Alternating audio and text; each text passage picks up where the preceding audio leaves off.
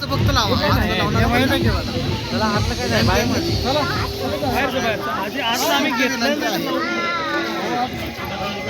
आतमध्ये घेतलं नाही आम्ही तर लावणार नाही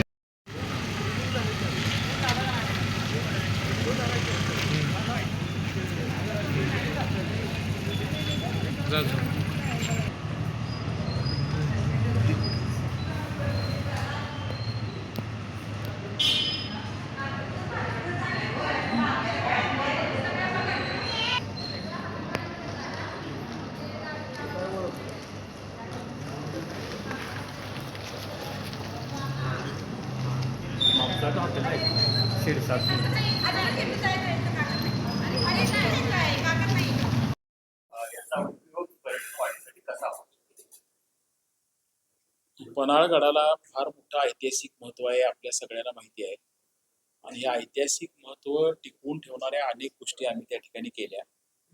परंतु पन्हाळ्यावर येत असणाऱ्या पर्यटकांना अजून आपल्याला पन्हाळ्याचा इतिहास जास्त चांगल्या पद्धतीने दाखवता यावा, असं 21व्या शतकाला साजेल असं एखादं काम आपल्याला उभा करता यावं असा एक विचार आमच्या मनामध्ये होता आणि तो विचार येणाऱ्या 6 तारखेला आपण पूर्णत्वाला नेतोय.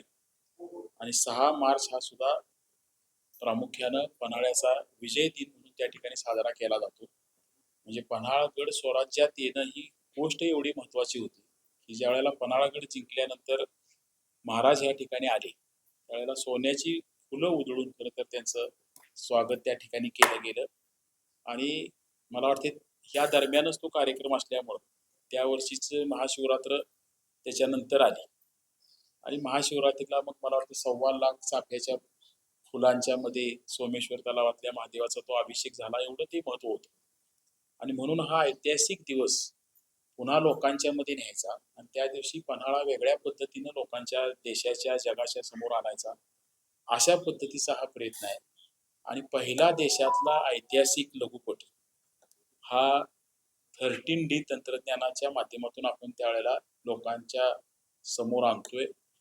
मला नक्की सांगता येणार नाही पण मला असं वाटते की पन्हाळ्यावर म्हणजे मुख्यमंत्र्यांचा जाहीर कार्यक्रम सुद्धा हा कदाचित पहिला असेल. म्हणजे फार माझ्या काळात तरी या 50 वर्षात तरी कुठला कार्यक्रम मला डोळ्यासमोर नाही येतात. त्याच्या अगोदर यशवंतराव चव्हाणांचा वगैरे काही कार्यक्रम पूर्वी झाला असला तर जुन्या लोकांना माहिती असेल. फार म्हणजे जुन्या काळातला म्हणजे ह्या अलीकडच्या काळात मुख्यमंत्री सुद्धा पन्हाळ्याला कार्यक्रमाच्या निमित्तानं पहिल्यांदा येत आहेत. एक चांगला कार्यक्रम आपण त्या ठिकाणी नियोजित केलाय आणि एक वेगळं पण आहे जे फक्त पन्हाळा नाही कोल्हापूर नाही तर सगळ्या महाराष्ट्राच्या ऐतिहासिक परंपरेला जगासमोर देशासमोर नेणारं असं काम आपण लोकांच्या समोर ह्या दिवशी आणतो.